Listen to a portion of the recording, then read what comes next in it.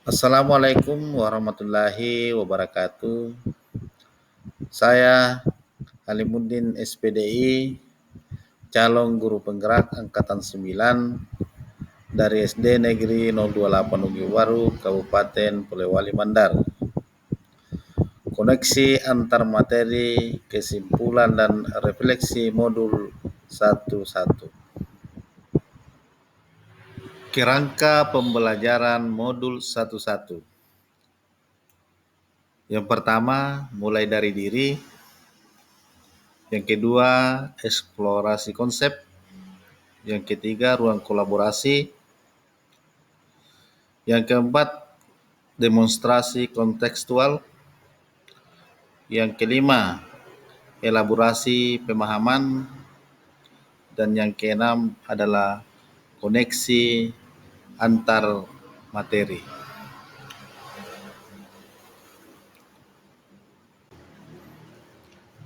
Asas pendidikan menurut Ki Hajar Dewantara. Membedakan kata pendidikan dan pengajaran dalam memahami arti dan tujuan pendidikan.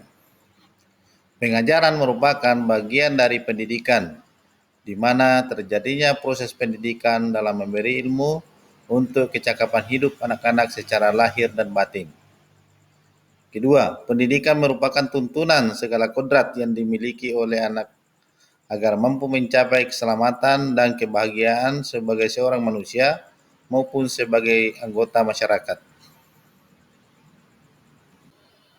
Dasar pemikiran Ki Hajar Dewantara. Yang pertama, sistem amon atau menuntun. Yang kedua, sesuai dengan kodrat alam dan kodrat zaman. Yang ketiga, berpihak pada murid. Yang keempat, budi pekerti. Yang kelima, continue. Yang keenam, merdeka lahir dan batin. Yang ketujuh, bukan tabula rasa. Yang kedelapan, pendidik seperti petani. Hal yang saya percaya tentang murid dan pembelajaran di kelas sebelum saya mempelajari modul 11.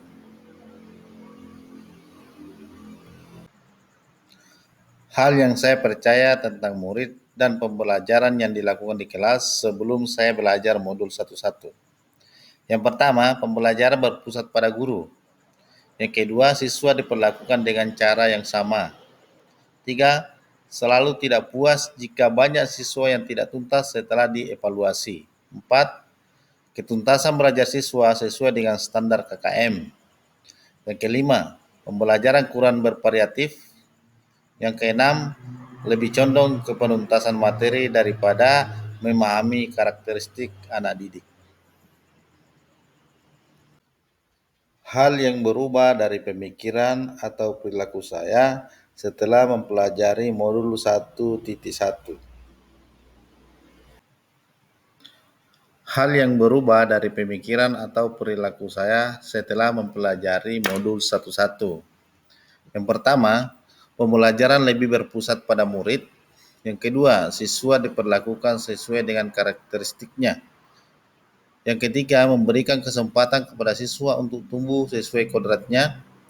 Yang keempat, pembelajaran yang dilakukan secara menyeluruh, meliputi cipta, rasa, dan karsa. Yang kelima, menciptakan pembelajaran yang menyenangkan.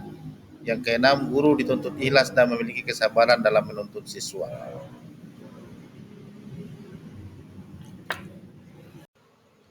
Yang bisa saya terapkan dalam pembelajaran di kelas yang mencerminkan pemikiran Ki Hajar Dewantara. Yang pertama, mengenal karakteristik dan kebutuhan siswa dalam belajar dengan menjalin komunikasi yang baik.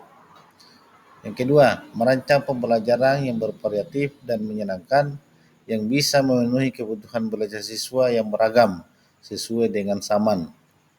Yang ketiga, lebih melibatkan siswa dalam kegiatan pembelajaran. Yang keempat, pembelajaran yang menuntun siswa.